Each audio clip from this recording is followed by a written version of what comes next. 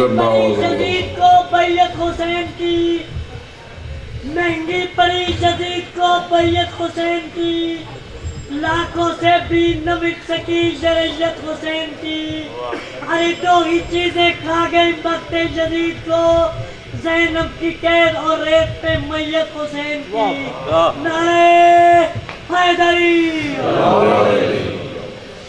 باوز بلند صلوات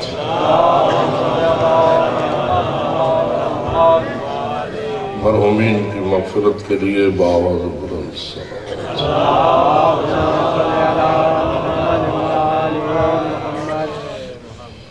شہداء اسلام، شہداء کربلا اور شہداء مکتب اہل بیت سب کو سلام عقیدت پیش کرنے کے لیے باوز بلند صلوات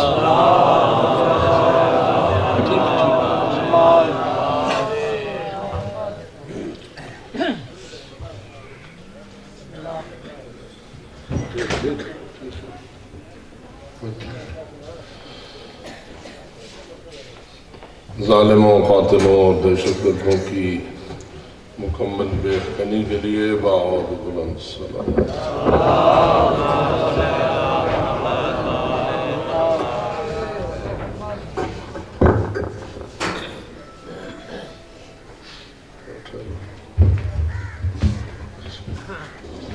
نعرہ تکبیر، اللہ اکبر، نعرہ رسالت، یا رسول اللہ، نعرہ حیدری، یا حیدری، محمد و آل محمد صلوات، اللہم صلی علی محمد و آل محمد۔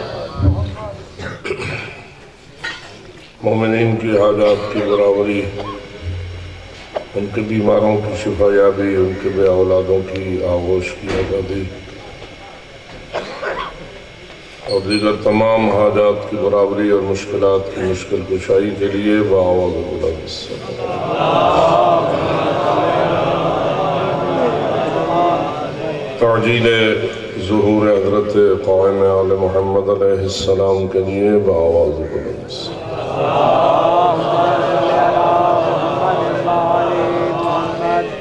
ماشاءاللہ لا حول ولا قوة الا باللہ العلی العظیم رب اشرح لی صدری ویسر لی امری واحلل عقدۃ من لسانی یفقهوا قولی اعوذ باللہ من الشیطان اللعین الرجیم بسم اللہ الرحمن الرحیم الحمد للہ رب العالمین والصلاة والسلام علی اشرف الانبیاء والمرسلین سیدنا و نبینا و شفیع ذنوبنا و طبیب قلوبنا و مولانا ابی القاسم محمد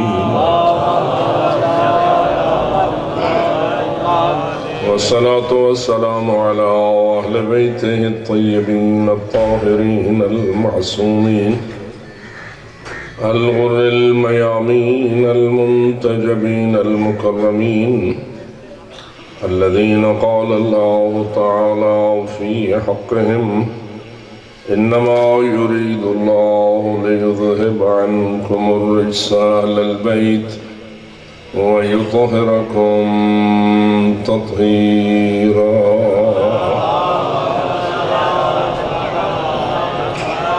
ورحمة الله على أحبابهم وأصحابهم وشيعتهم ومواليهم أجمعين ولعنة الله على أعدائهم ملعونين من يوم ظلمهم إلى أبد الآبدين أما بعد فقال الله تبارك وتعالى في كتابه المبين وخطابه المتين بسم الله الرحمن الرحيم لقد من الله على المؤمنين إذ بعث فيهم رسولا من أنفسهم يتلو عليهم آياته ويزكيهم ويعلمهم الكتاب والحكمة وإن كانوا من قبل لفي ضلال مبين صلوات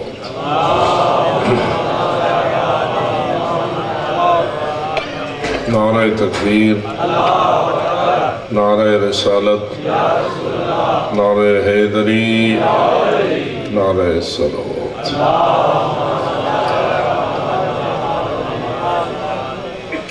रोज़ जुमा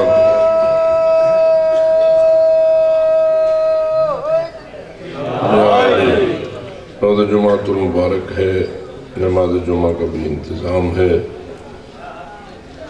और नमाज जुमा ज़वाल से शुरू हो जानी चाहिए और बताया गया है कि आज का ज़वाल 12:05 पर है, इसलिए उम्मीद है कि इंशाअल्लाह 12 बजे इस नशिस्त का इख्तिताम होगा और आप सब हज़रात इस बात की तरफ मुतवज्जे रहें कि जुमे के टाइम को काटना नहीं चाहिए, हमें अपनी मजालिस को रोक देना चाहिए। फ़कत चंद जुमले इस आयत करीमा के हवाले से अर्ज़ करने की सआदत हासिल करना चाहता हूँ जो हज़रात तवज्जो में हैं बआवाज़ बुलंद से।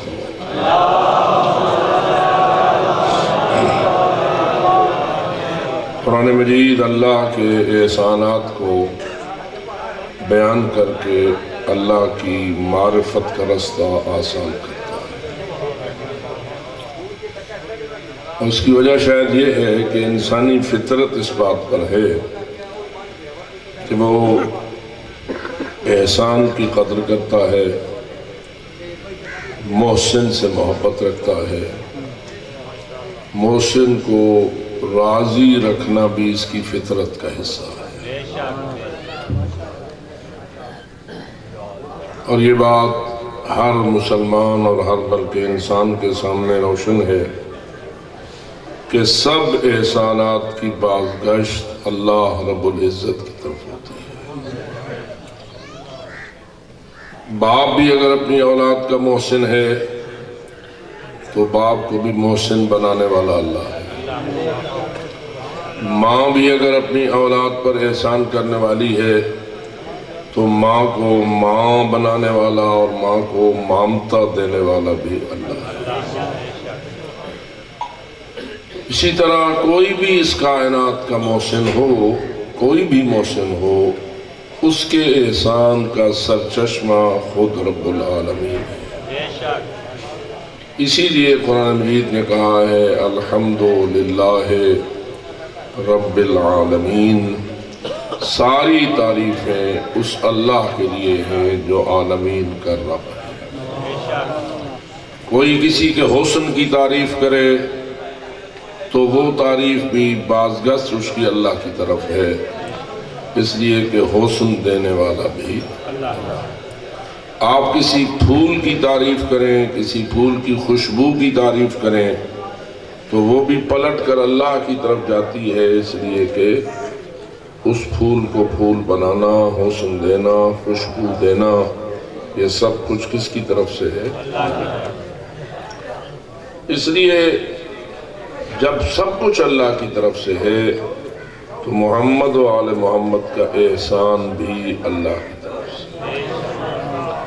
इसलिए कि मोहम्मद को मोहम्मद बनाना, अली को अली बनाना, फातिमा को फातिमा बनाना, हसनैन शरीफैन को हसनैन बनाना, किसी नबी को नबी बनाना, किसी इमाम को इमाम बनाना, किसी रसूल को रसूल बनाना, ये सब किसकी तरफ से है? इसलिए अल्लाह ही सारी तारीफों का बुनियादी तौर पर इस्तेकाक रखता है। लेकिन इन एहसानात में से सबसे बड़ा एहसान वो है जिसका तज़किरा अल्लाह ने इस आयत में किया है कि लक़द मन्नल्लाहु अलल मुमिनीन, कि अल्लाह ने अपने मोमिनीन पर एहसान किया है, इज़ बअस फ़ीहिम रसूलन मिन अनफुसिहिम, कि उनके अपने नफूस में से एक हस्ती को रसूल बनाकर मबूस किया है और उस रसूल की जिम्मेदारी लगाई है कि यतलू अलैहिम आयातिही, वो अल्लाह की आयात इनके सामने तिलावत करता है, व युज़क्कीहिम, और इनके नफूस का तज़किया करता है, व युअल्लिमुहुमुल किताब वल हिकमा, और इनको किताब व हिकमत की तालीम देता है।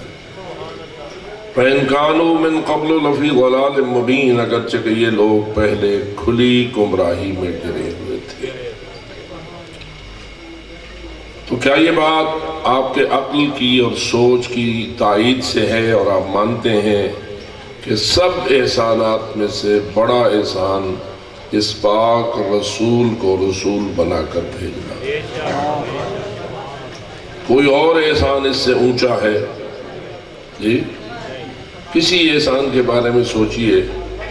بے شک ان گنت احسان ہیں ہمارے رب کے. ان تعدوا نعمت اللہ لا تحصوها، اگر تم اللہ کی نعمتوں کو گننے لگو تو تمہارے بس میں گننا نہیں ہے.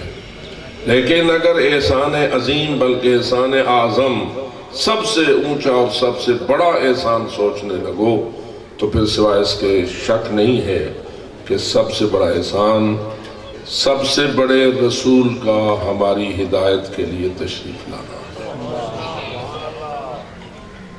لیکن جس بات کی طرف میں آپ کو تھوڑا سا توجہ دوں گا اس مختصر وقت میں وہ یہ ہے کہ اللہ نے اس آیت کے آخر میں یہ جملہ رکھا ہے وَإِن كَانُوا مِن قَبْلُ لَفِي ضَلَالٍ مُبِينٍ، کہ یہ لوگ اس سے پہلے کہ رسول تشریف لائے کھلی گمراہی میں تھے. میں سوال یہ آپ کی خدمت میں سوچنے کے لیے عرض کرتا ہوں، کیا پاک پیغمبر حضرت جناب محمد مصطفیٰ صلی اللہ علیہ وآلہ وسلم سے پہلے بھی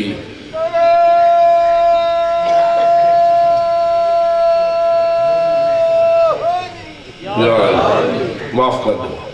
اچھا تو کیا آپ سے پہلے بھی کوئی ہادی اور راہبر تشریف لائے تھے یا نہیں؟ جی حضرت سے پہلے ہدایت والے آئے تھے یا نہیں؟ کل کتنے نبی تھے؟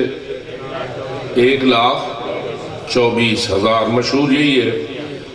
ان 1,24,000 میں سے آخری آپ تھے نا. ایک کم 1,24,000 نبی آپ سے پہلے تشریف لائے تھے. ان 1,24,000 انبیاء میں سے اللہ نے 313 کو رسالت عطا فرمائی تھی. تو 313 رسول تھے، ان میں سے 312 بھی آپ سے پہلے تشریف لائے تھے، وہ بھی سارے ہادی اور راہبر تھے. پھر ان میں سے 5 ہستیوں کا اولو العزم ہونے کا تذکرہ ہے. ان 5 اولو العزموں میں سے آخری آپ تھے تو 4 پہلے تشریف لائے تھے. تو ایک کم 1,24,000 نبی، 312 رسول اور 4 اولو العزم، اور اس کے ساتھ کم از کم 3 کتابیں، تورات، زبور اور انجیل، یہ بھی پہلے آئی تھی. ٹھیک ہے. ان کے اوصیاء وہ بھی آئے تھے کیونکہ ہر نبیوں کے ساتھ وصیوں کا سلسلہ بھی چلتا رہا. یہ سارے ہادی تھے، یہ سارے راہبر تھے، سارے آفتاب ہدایت تھے. لیکن اللہ فرماتا ہے وَإِن كَانُوا مِن قَبْلُ لَفِي ضَلَالٍ مُبِينٍ، اتنے سارے ہادیان برحق کہ آنے کے باوجود لوگ کس حالت میں تھے؟ کھلم کھلا. نتیجہ کیا نکلا؟ خلاصہ یہ نکلا کہ اتنے نبی آئے، اتنے رسول آئے، اتنے اولو العزم آئے، اتنی کتابیں آئیں، اتنے معجزے لائے. کیا خیال ہے ہر نبی معجز نما ہوتا ہے یا نہیں؟ ہر رسول معجز نما ہوتا ہے یا نہیں؟ تو سارے رسول، سارے نبی معجزے بھی دکھاتے رہے اور ان کا بیان بھی ایک قسم کا اعجاز ہوتا تھا. اس لیے کہ عام قسم کے خطیب کی بات بھی بڑی مؤثر ہوتی ہے، تو نبیوں کی باتیں، رسولوں کے ارشادات اور اولو العزم ہستیوں کی گفتگو اور اس کے ساتھ ساتھ ان کی محنت، ان کی کاوش، ان کا سارا سلسلہ ہدایت سب کو سامنے رکھو اور پھر قرآن کی اس آیت پہ غور کرو وَإِن كَانُوا مِن قَبْلُ لَفِي ضَلَالٍ مُبِينٍ.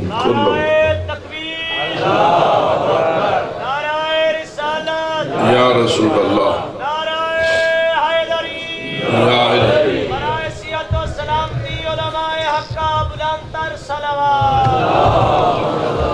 اس کا نتیجہ یہ نکلا، خلاصہ اگر غور کرے بندہ، کہ جو ہدایت کے مقابلے میں قوتیں تھیں، ہدایت کو مٹانے والی، ہدایت کو خراب کرنے والی، نبیوں کی محنتوں کو نقصان پہنچانے والی، امتوں کو گمراہ کرنے والی، امتوں میں گمراہی کو پھیلانے والی وہ قوتیں وہ کون سی تھیں؟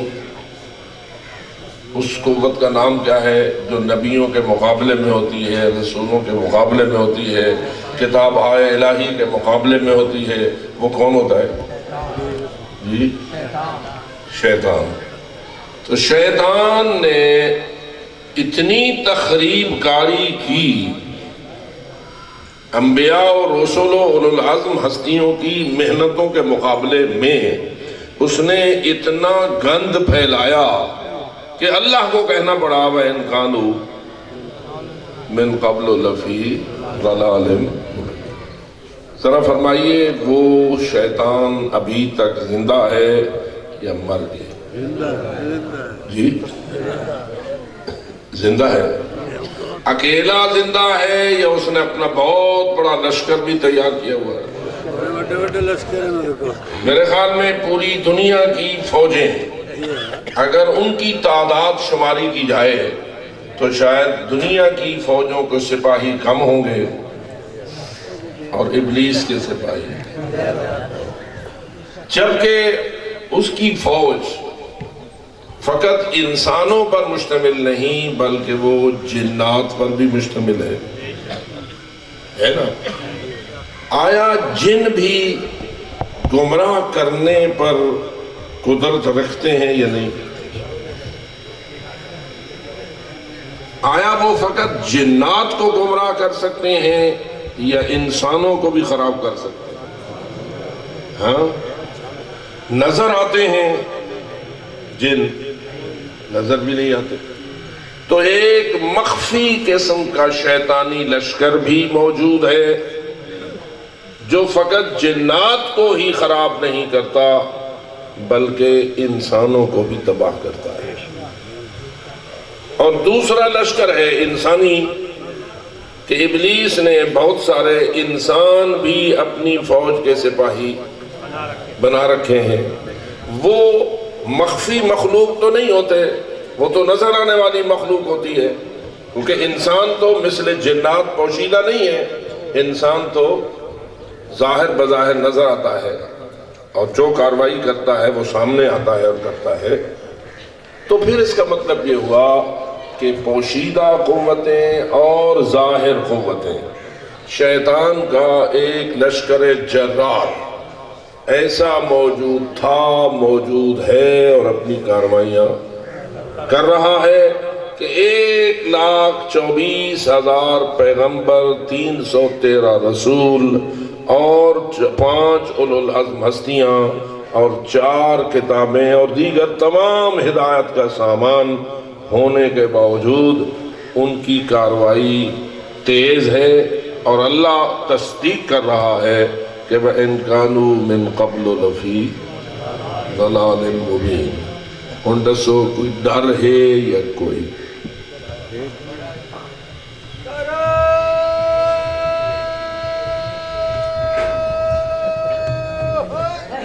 یا علی جوان اچھا نعرہ لینے تو سٹھلے بلے دیں۔ خیر، تو میں یہ عرض کر رہا ہوں کہ کیا خطرہ ہے یا نہیں؟ جی یا خطرہ ٹل گیا؟ آج بھی ہے، آج بھی ہے۔ کتنے بڑے بڑے مؤثر انبیاء اور رسول آئے کہ جن کے تذکرے کو قرآن نے اپنے سینے میں محفوظ کیا ہے۔ حضرت نوح جیسی بزرگ ہستی، حضرت ابراہیم جیسا خلیل خدا جسے اللہ نے امامت کا منصب بھی عطا فرمایا، اور اتنا مضبوط انسان اور اتنا مضبوط اللہ کا نمائندہ کہ جب نمرود نے انہیں آگ میں پھینکا اور وہ بین الآگ و منجنیق تھے اور جا رہے تھے آگ کی طرف، تو جبریل امین آیا اور کہنے لگا کہ میں مدد کے لیے تیار ہوں۔ تو حضرت ابراہیم نے جواب میں کہا مدد تو ضرورت ہے اما الیک فلا، تیری مدد کی ضرورت ہے۔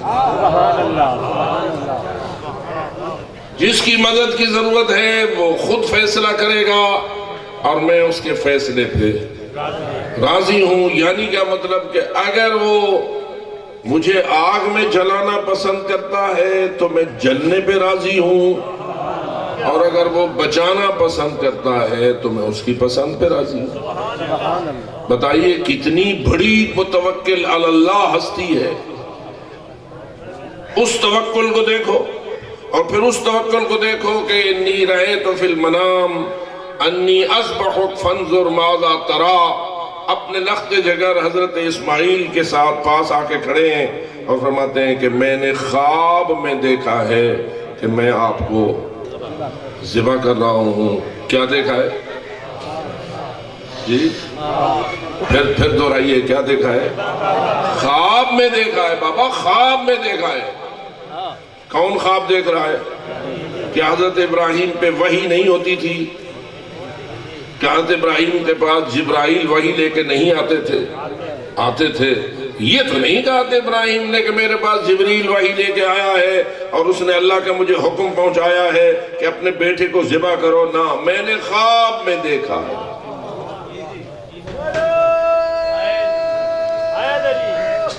اگے بابا ٹائم تھوڑا ہے، ہم تیرے سارے نعرے قبول ہیں، تھوڑا جب قبول ہنڈے۔ اچھا، چونکہ جمعہ تھی نہ بے بات ہے، انشاءاللہ ٹائم وسیع ہو سی۔ تو عرض یہ ہے کہ حضرت ابراہیم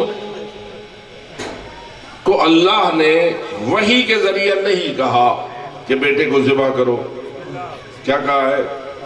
خواب میں دیکھا ہے۔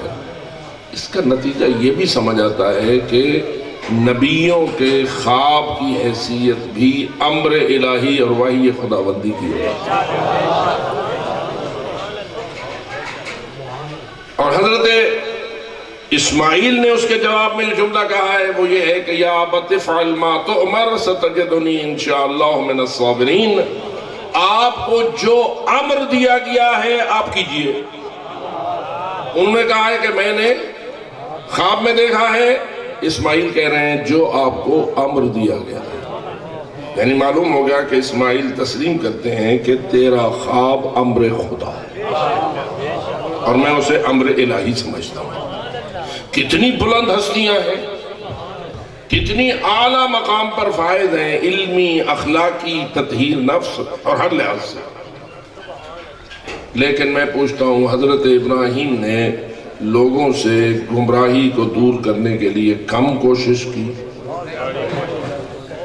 بلکہ آج تک جو اثرات موجود ہیں، آج سن 1440 ہجری تک بھی حضرت ابراہیم کی کوششوں کے نتائج سامنے ہیں، جن میں سے ایک بیت اللہ ہے۔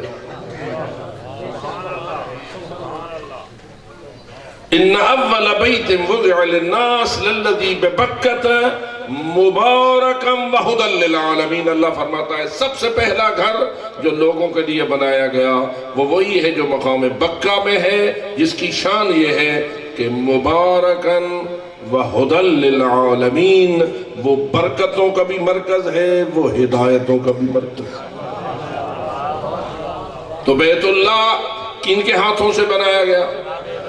حضرت ابراہیم و اسماعیل دونوں ان باپ بیٹے کے ہاتھوں سے بنایا گیا۔ تو وہ ہدایت کے سرچشمے کہ جن کو اگر آفتاب ہدایت کہا جائے تو بھی شاید ہم ان کی اتنی تعریف نہ کر پائیں گے جتنی تعریف کے وہ مستحق ہیں، لیکن پھر بھی ان کی ساری کوششوں کے باوجود اللہ فرماتا ہے وَإِن كَانُوا من قبل لفی ضلال مبین۔ مطلب یہ ہوا کہ میرے ابراہیم کی ساری کوششوں اور کاوشوں کے باوجود شیطانی لشکر خبیث نے ہدایت کو ختم کر کے گمراہی کو پھیلا دیا، جس کی ایک تصویر یہ نظر آتی ہے کہ وہ بیت اللہ جس کو قرآن ہدی للعالمین، پتہ نہیں میری گالی سمجھ آنی بھی نہیں، جس کو قرآن ہدی للعالمین کہہ رہا ہے، وہی بت کدا بن گیا۔ اللہ کی عبادت کی بجائے بت کی عبادت کا مرکز بنا دیا گیا، اور وہاں مشہور کے مطابق 360 بت رکھ دیے گئے، اور عبادت اللہ کی بجائے بتوں کی ہونے لگی، اور سجدہ اللہ کی بجائے بتوں کو کیا جانے لگا۔ طواف بیت اللہ کا کرتے تھے لیکن نیت بتوں کے طواف کی ہوتی تھی. سائی بین الصفا کرتے تھے، صفا پہ بھی ایک بت لگا دیا تھا، مروہ پہ بھی ایک بت لگا دیا تھا. اور یہ جو سائی ہوتی تھی اب ہونی تو چاہیے تھی شاعر اللہ کے درمیان اور ہو رہی تھی بتوں کے درمیان. یعنی حضرت ابراہیم جو توحید کے سرچشمہ تھے اور جو توحید کے سب سے بڑے مبلغ تھے، ان کی بعد حالت یہ ہو گئی کہ توحید کی بجائے لوگ شرک کا شکار ہو گئے. کوئی ڈر ہے؟ کوئی ڈر ہے؟ آپ نے آپ کو ساکھوں کو ڈر ہے؟ اگر حضرت ابراہیم کی محنت کو ضلال مبین میں تبدیل کر دیا گیا تو اے سن 1440 کا مومن و مسلمان، تو بھی محفوظ نہیں ہے، لشکر تیرے اوپر بھی حملہ آور ہے. بس میں توجہ دلا رہا ہوں تاکہ آپ کی توجہ ہو. پھر حضرت موسیٰ علیہ السلام تشریف لائے اولو العزم انبیاء میں سے.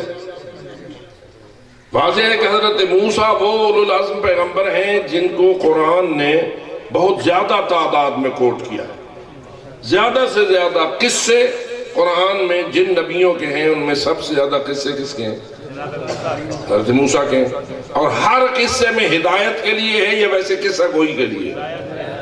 کیونکہ قرآن تو ہے نا ہدی للمتقین، اس کا لفظ لفظ ہدایت ہے، اس کا حرف حرف ہدایت ہے، اس کی ہر حرکت زبر زیر پیش ہدایت ہے.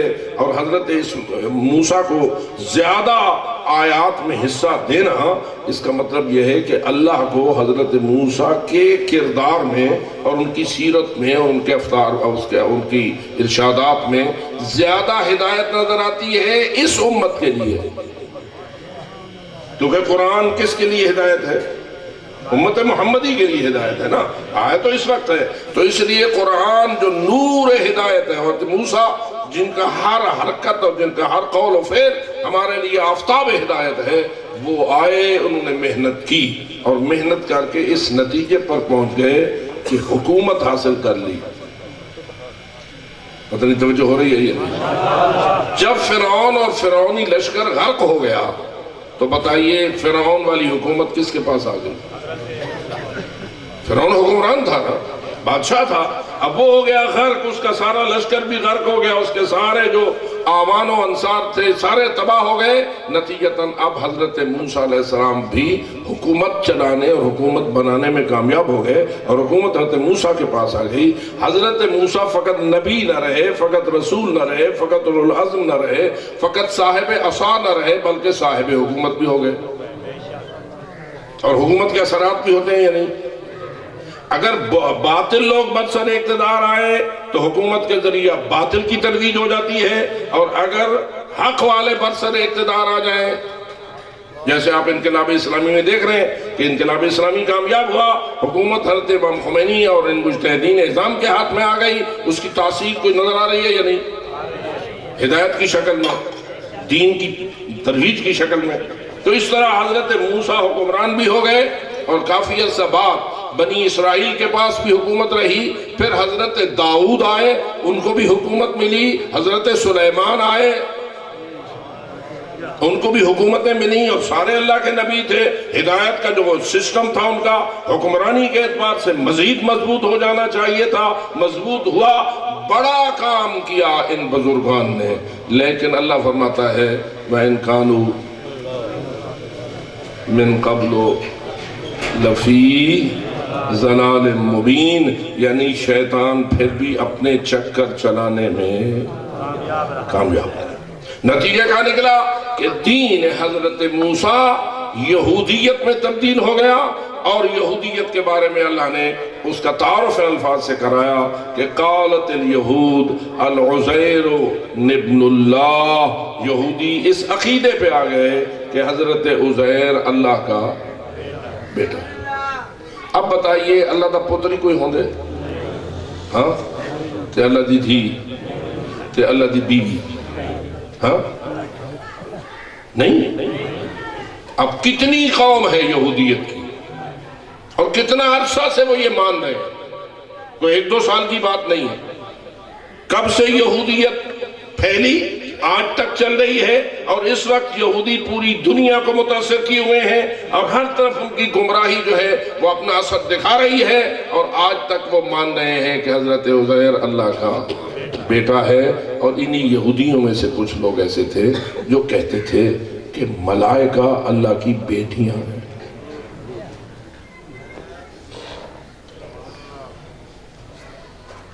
تو آیا یہ گمراہی بھی پھیل گئی یا نہیں؟ وَإِن كَانُوا مِن قَبْلُ لَفِي ضَلَالٍ مُبِينٍ. حضرت موسیٰ اور ان کی قوم بنی اسرائیل کی جتنی بھی کوششیں تھیں ان کو بھی شیطان تباہ کر کے اپنے باطل نظریات کو پھیلانے میں کامیاب ہو گیا. رکھ چھوڑ بس. اچھا اللہم صلی یا رسول اللہ.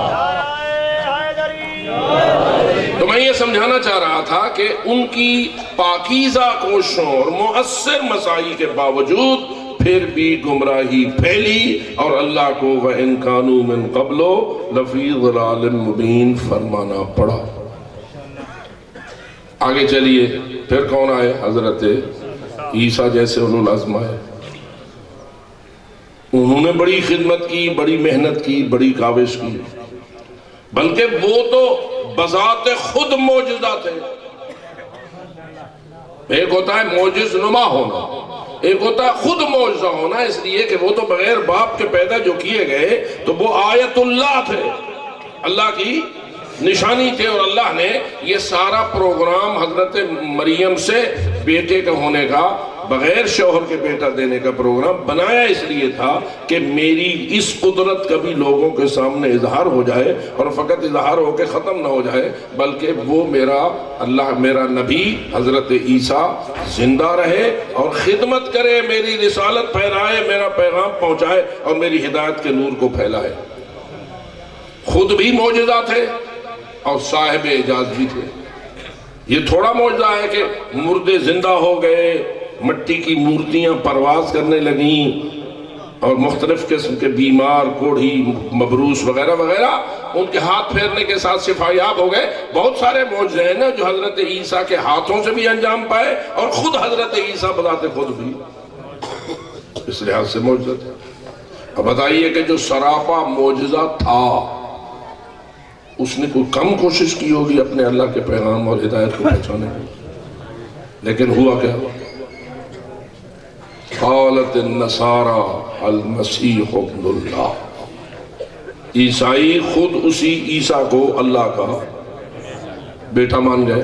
آج تک مان رہے ہیں یا نہیں؟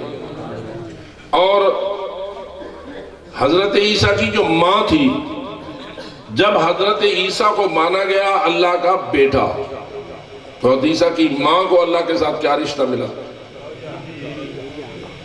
سوچا؟ بیوی والا جو بیٹے کی جو ماں ہوتی ہے وہ باپ کی بیوی ہوتی ہے نا.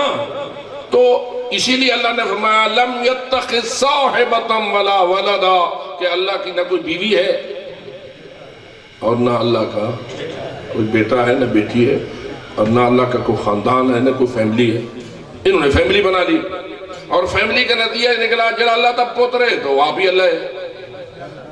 جی میں تساں آدھے ہو بلوچ دا پوتر، بلوچ، سید دا پوتر، سید اللہ دا پوتر. اور میں تو مذاق نہیں کر رہا، اللہ حضرت عیسیٰ کو کہہ رہا ہے یا عیسیٰ ابن مریم انت قلت للناس اتخذونی و امی الہین. اے عیسیٰ ابن مریم مجھے جواب دو، کیا تو نے لوگوں کو کہا تھا کہ میری عبادت کیا کرو اور میری ماں کی عبادت کیا کرو؟ اور حدیثہ عرض کر رہے ہیں کہ اے اللہ تو خود شاہد اور گواہ ہے، جتنا عرصہ مجھے تو نے ان لوگوں کے درمیان رکھا تھا میں تو تیری معبودیت اور تیری توحید کی تبلیغ کرتا تھا. میں خلاصہ یہ بات عرض کر رہا ہوں، حضرت عیسیٰ کی محنت کا نتیجہ شیطان نے تباہ کیا یا نہ کیا؟ شرک وجود میں آ گیا یا نہیں؟ تو وَإِن كَانُوا مِن قَبْلُ لَفِي ضَلَالٍ مُبِينٍ سے ہم سب اس امر کی طرف متوجہ ہوئے کہ بڑے بڑے نبی، بڑے بڑے رسول، بڑے بڑے اولو العزم اور ان کی بڑی بڑی کتابیں جو نور ہدایت کا سامان لائی تھیں، شیطان نے ان کے خلاف بھی اپنی کاروائی کی، اور کاروائی کمزور نہ رہی بلکہ انہوں نے حضرت ابراہیم کے دین کو شرک میں بدل دیا، حضرت موسیٰ کے دین کو بھی یہودیت میں بدل دیا، اور حضرت عیسیٰ کے دین کو بھی عیسائیت میں بدل دیا۔ اور میں فقط غالیہ پوچھنا، کوئی چنتا ہے؟ یہ قصہ ہے فقط یا ساڑھے واسطے بھی کوئی پیغام ہے؟ میرے خیال میں ہم جو لا الہ الا اللہ محمد رسول اللہ علی ولی اللہ پڑھنے والے ہیں، ہمیں تو کوئی اندیشہ نہیں۔ اب تو ہمارے لیے تو پیغمبر اکرم سید الرسول والمرسلین ہیں، سید الانبیاء ہیں، ان کی کاوشیں بھی ہو گئیں۔ اس کے بعد مولا علی جیسی ہستی، مولا امام حسن جیسی ہستی، بی بی بطول جیسی ہستی، امام حسین جیسی ہستی،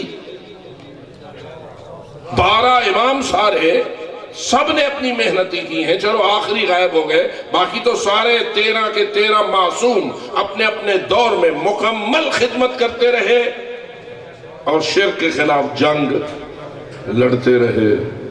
لیکن کچھ نہیں، یہ گلگال ہے، کوئی چنتا ہے یا سادہ دین بیمت ہی چکا؟ یہ بات عرض کرنا چاہ رہا ہوں۔ اور سب سے بڑا نقصان یہ ہے کہ وہ مجالس جو قائم ہوتی ہیں ذکر آل محمد کے لیے، ذکر آل محمد کا مطلب یہ ہے ان کی تعلیمات، ان کے بیانات، ان کے پیغامات، ان کا کردار، ان کی سیرت، ان کا نور لوگوں میں پھیلانے کے لیے مجلس اسی کو کہتے ہیں نا۔ لیکن صد افسوس کہ اسی مجلس میں شیطان داخل ہو رہا ہے، اور سب سے بڑا جرم تب ہوتا ہے جب توحید کو شرک میں بدل دیا جائے۔ گناہوں نے صغیرہ و کبیرہ اور بدعملی کی ترویج بے شک بہت بڑا جرم ہے، لیکن اس سے بڑا جرم ہے شرک کی ترویج۔ اس لیے کہ جب شرک عقیدہ بن جائے تو پھر نہ کوئی نماز فائدہ دیتی ہے، نہ کوئی روزہ فائدہ دیتا ہے، نہ کوئی یتیم پروری فائدہ دیتی ہے، نہ کوئی مسکین پروری فائدہ دیتی ہے۔ اگر ایک مشرک ہو اور وہ روزانہ 1,00,000 روپیہ یتیموں پہ یا 1 کروڑ روپیہ یتیموں پہ خرچ کرے تو بتائیے اس کے وہ 1 کروڑ خرچ کا فائدہ وہ اس کے لیے نجات کا باعث بنے گا؟ اس کے لیے جنت کا وسیلہ بنے گا؟ تو اس لیے میرے عزیز دوستو، آج بھی سب سے زیادہ توجہ سارے مومنین کو اس بات کی طرف دینا چاہیے کہ کہیں ہمارے اوپر شیطانی حملہ ہمارے عقیدہ توحید یا دیگر عقائد برحق کو لوٹنے کے لیے ہو رہا ہے یا نہیں ہو رہا۔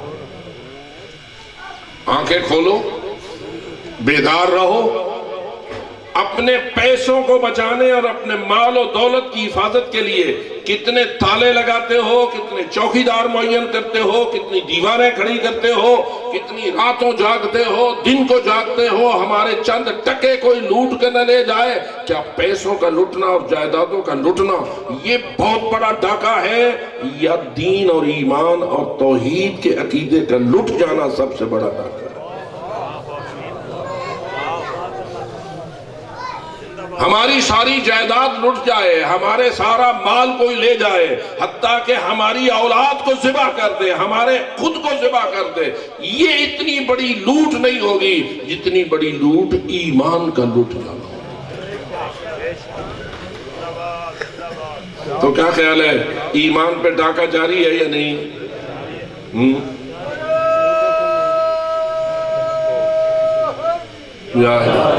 ایمان کا ڈاکہ جاری ہے، اور سب سے بڑا جو مشکل ترین مرحلہ ہے وہ یہ ہے، ایمان کا ڈاکہ ایمان کے نام پر۔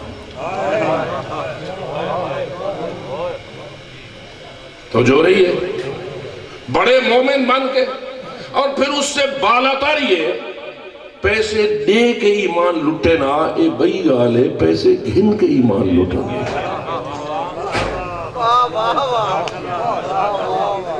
چلو ہمیں نا کو مربع دے وینا، کدا مربع دے وینا، فیکٹری لا دے وینا، تے ساکو کافر بنا وینا، یہ دین لٹے نا، تو بھالی کوئی گال ہے یہ تو ساڑیاں جائیدادیں بچ وینن، پیسے ہی موٹے موٹے گھن دیں، دل لٹینے کے لیے شیخ میں ایمان۔ اور کتنا بے وقوف اور احمق ہے وہ شخص اور وہ قوم کہ جو لٹتی بھی ہے اور خوش بھی ہوتی ہے۔ اس سے بڑھ کر اور بے وقوفی کس کو کہا جائے گا؟ اس سے بڑھ کر حماقت اور کسے کہا جائے گا؟ اب سوچ کہ جو لوگ تیرے ایمان کی حفاظت کے لیے کوشاں ہیں وہ تیرے کتنے محسن ہیں۔ برائے صحت و سلامتی علماء حق کا بلند تر صلوات۔ اس لیے میرے عزیز مہربانوں، سب سے بڑا احسان اگر کربلا نے ہمارے اوپر کیا ہے تو وہ احسان یہی ہے کہ کربلا نے ہمارے ایمان کا تحفظ کیا، ہمارے عقیدے کا تحفظ کیا، ہمارے دین کا تحفظ کیا۔ لیکن اس تحفظ کے لیے امام حسین نے فقط اپنی جان کو قربان نہیں کیا، اپنی جان جیسے بیٹوں کو قربان نہیں کیا، اپنی جان جیسے جوانوں کو قربان نہیں کیا، اپنے پیارے قربان نہیں کیے، بلکہ اس سے بھی زیادہ پیارا ہے زینب کبریٰ کا پردہ، اس سے بھی زیادہ پیارا ہے بیویوں کا وہ سارا سلسلہ کہ میں نہیں سوچ سکتا کہ کون ہے جو اپنی پھپھیوں کو بازار میں اس طرح دیکھے جس طرح کہ سید سجاد نے دیکھا ہے، اپنی بہنوں کا وہ حال دیکھے جس طرح کہ امام زین العابدین نے دیکھا ہے۔ اور اگر میں سچ کہوں تو مجھے تو یہ بھی ایمان کہتا ہے سر اگرچہ حسین کا کٹا ہوا تھا اور نو کے سنا پہ چڑھا ہوا تھا، لیکن تیرا وہ کٹا ہوا سر بھی ایسے ہی دیکھتا تھا جیسے چوتھے امام دیکھتے تھے۔ چوتھا امام بھی موجود تھے، پانچویں امام بھی موجود تھے، اور یہ سارے دیکھ رہے تھے کہ یزید جیسا پلیت تخت پر بیٹھا ہے اور سامنے کھڑی ہے زہرا جائیاں رسیوں میں بدی ہوئی اور ظلم کی گرفتاری میں جکڑی ہوئی۔ اللہ جانے کتنا آزردہ اور مجروح ہے قلب بنت زہرا جب اسے کھڑا کیا گیا یزید جیسے کمینے کے ہاتھ میں۔ ہم تو اگر کسی عام سپاہی کو بھی دیکھیں کہ وہ ہماری کسی عزت کو گھور رہا ہے تو ہمارے لیے وہ بھی برداشت کے لائق نہ ہوگا۔ ذرا اسی واقعے کو دیکھ کہ جب سہل ابن سعد کو حضرت سکینہ نے کہا تھا سہل تیرے پاس کوئی زاد راہ تو ہوگا، جا وہ زاد راہ دے اس شخص کو جس کے پاس میرے بابا کا سر ہے، جس نے نیزے پہ اسے اٹھایا ہوا ہے، اس کو دے دے اور اس کو کہہ دے کہ یہ سر ذرا دور لے جا، یہ میرے بابا کا سر ذرا دور لے جا۔ کیوں؟ اس لیے کہ یہ میرا بابا قرآن پڑھے گا اور یہ سارے ظالم اس کو دیکھیں گے، اتنے وقت تک میری پھپھیوں کی طرف گھورنے والی نگاہیں اور ان کی طرف تماشا بین نگاہیں یہ نہ اٹھ سکیں گی۔ عزادار اب بتا کہ کتنا دکھ ہے ان دختران زہرا کے جگر میں۔ میں سمجھتا ہوں صدیوں سینکڑوں نیزے لگے اور ہزاروں تلواریں زخمی کریں، اس کا زخم اتنا سخت نہیں جتنا رسول کی بیٹیوں کا بے پردہ کیا جانا سخت ہے، اور جو ان کے دل میں زخم ہے اس کا کوئی وزن نہیں کیا جا سکتا۔ لیکن بتا تو صحیح ہارٹ فیل کیوں نہیں ہوا تیری آقا زادی کا؟ اس کا دل کیوں نہیں ہارٹ فیل کا شکار ہوا؟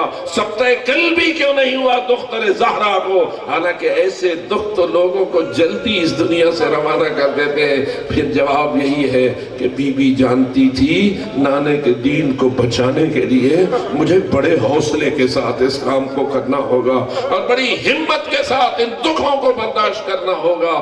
بالآخر دین کو لٹنے سے بچا لیا رسول کی اولاد نے، اور دین کو لٹنے سے بچا لیا ان بیویوں نے۔ آؤ اس دین کی ہم سب قدر کریں، اور ان علماء و صالحین کی اور ان تمام معاونین اور محافظین عقیدہ حق کی ہم قدر کریں کہ جو آج وہی کام کر رہے ہیں جو کل کربلا والوں نے کیا تھا، وہی کام انجام دے رہے ہیں جو اس خاندان نے انجام دیا تھا، جن کو قید کر کے در بدر پھرایا گیا اور جن کو بازاروں اور درباروں میں لے جایا گیا۔ اللہ تعالیٰ کی ذات ان تمام محافظین کی حفاظت فرمائے اور انہیں ہمارے دین کی خدمت کا بہترین اجر عطا فرمائے اور ہمیں ان سے فیضیاب ہونے کی توفیق بخشے۔ آپ سب سے اپیل کی جا رہی ہے مرحوم مار مشتاق حسین سوانا سیال اور مار خضر ایاب سوانا سیال اور والدہ مار سکندر سوانا، ان کے لیے فاتحہ خوانی بھی کیجئے اور التماس سے دعا بھی۔ بسم اللہ الرحمن الرحیم الرحمن الرحیم مالک یوم الدین ایاک نعبد و ایاک نستعین اهدنا الصراط المستقیم غیر المغضوب علیہم ولا الضالین بسم اللہ الرحمن قل هو اللہ احد قل له كفوا احد بسم اللہ الرحمن قل هو اللہ احد ولم بسم اللہ الرحمن قل هو